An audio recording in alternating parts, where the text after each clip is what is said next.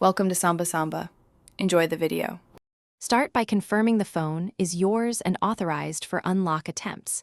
Check for 5 failed attempts and a 30-second timeout before trying again.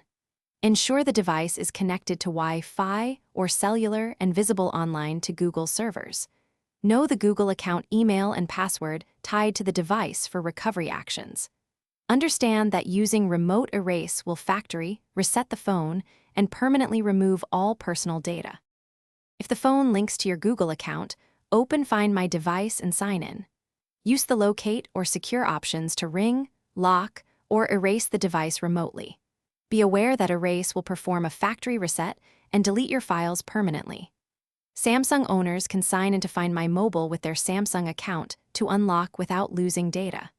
Smart Lock also unlocks automatically when a registered trusted Bluetooth device is nearby and previously paired with the phone. If USB debugging was enabled, you can use ADB commands from a trusted computer to remove the lock file. This method requires the phone to accept the computer as trusted and the correct ADB drivers installed. If no recovery exists, boot into recovery mode to perform a factory reset and remove the lock.